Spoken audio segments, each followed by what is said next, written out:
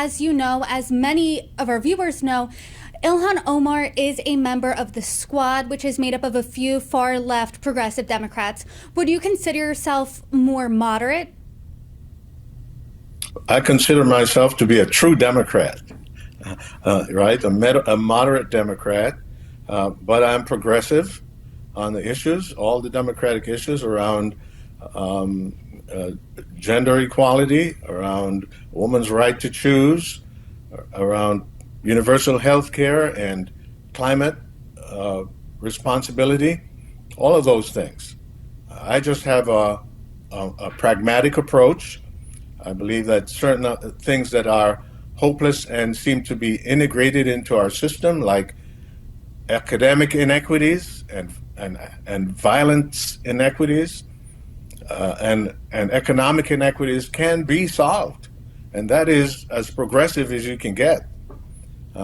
And so, in addition to that, I am also a collaborative person where she is not, and so I offer a lot of differences for the public.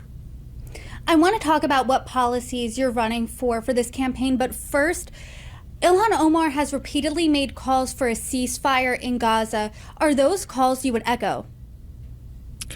What I would say is that Hamas is a terrorist organization that, on a peaceful day, rains down terror on Israel in bombing of public spaces by missile and by suicide bombs. This is a terrorist organization, and it abides by no rules.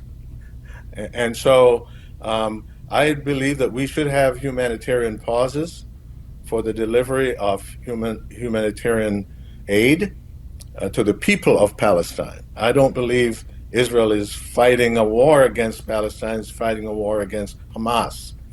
And so the people of Palestine need a break. They need to be more safe and more protected. But Hamas knows no peace. There was a peace. Peace was in place. There was essentially a ceasefire when the attack happened on the Israeli community.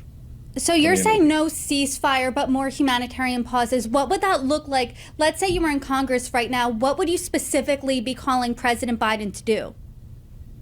Well, I think President Biden is actually on the right track, that he's insisting that Israel be more targeted in its approach, and that while that is difficult and even seemingly impossible, it must achieve that, and that it must open up opportunities for aid to reach the people of Israel, of Palestine, and that we can't afford to lose our values while pursuing our just goals.